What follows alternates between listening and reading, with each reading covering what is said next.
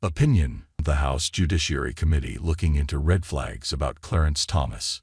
Editor's note: Dean Obeidallah, a former attorney, is the host of SiriusXM Radio's daily program, The Dean Obeidallah Show. Follow him at Dean Obeidallah at masto.a.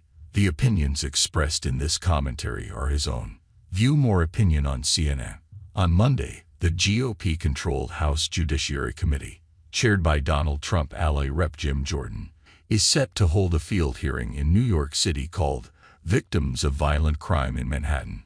A statement bills the hearing as an examination of how, the Judiciary Committee says, Manhattan District Attorney Alvin Bragg's policies have led to an increase in violent crime and a dangerous community for New York City residents.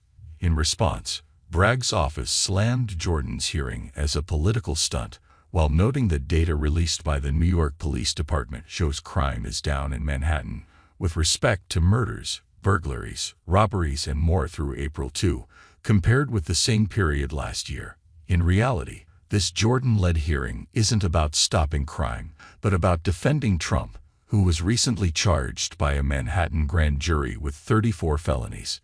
Trump pleaded not guilty to the criminal charges stemming from an investigation into a hush money payment to an adult film actress.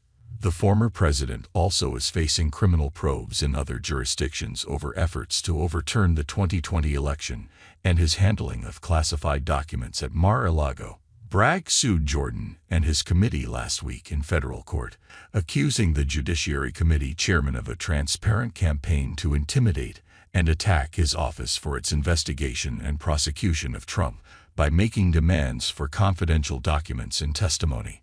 While Jordan and his committee appear focused on discrediting the investigation into Trump, why aren't they looking into two recent bombshell reports by ProPublica that raise red flags about Supreme Court Justice Clarence Thomas' financial relationship with GOP megadonor Harlan Crow?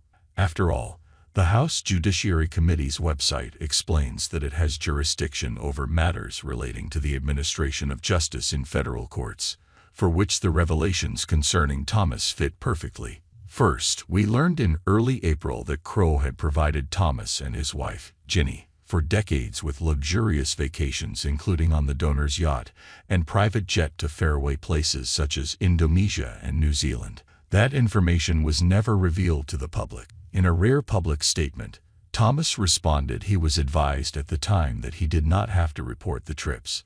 The justice said the guidelines for reporting personal hospitality have changed recently, and it is, of course, my intent to follow this guidance in the future, he said. Then on Thursday, ProPublica reported that Thomas failed to disclose a 2014 real estate deal involving the sale of 3 properties he and his family owned in Savannah, Georgia, to that same GOP megadonor, Crow. One of Crow's companies made the purchases for $133,363, according to ProPublica. Federal disclosure law passed after Watergate requires Supreme Court justices and other officials to make public the details of most real estate sales over $1,000. As ProPublica detailed, the federal disclosure form Thomas filed for that year included a space to report the identity of the buyer in any private transaction, but Thomas left that space blank. 4 ethics law experts told ProPublica that Thomas' failure to report it appears to be a violation of the law. Thomas did not respond to questions from ProPublica on its report. CNN reached out to the Supreme Court and Thomas for comment. The House Judiciary Committee has long addressed issues such as those surrounding Thomas. In fact, the committee is where investigations and the impeachment of federal judges often commence. One recent example came in 2010 with Judge G. Thomas Portis, Jr., whom the committee investigated and recommended for impeachment.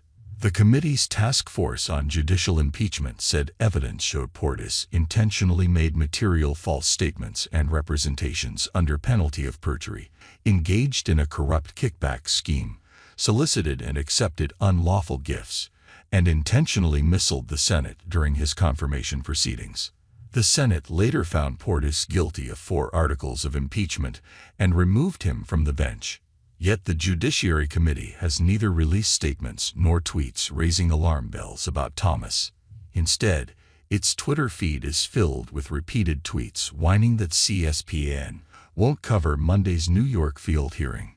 Worse, the committee retweeted GOP Rep. Mary Miller's tweet, defending Thomas as being attacked because he is a man of deep faith, who loves our country and believes in our Constitution.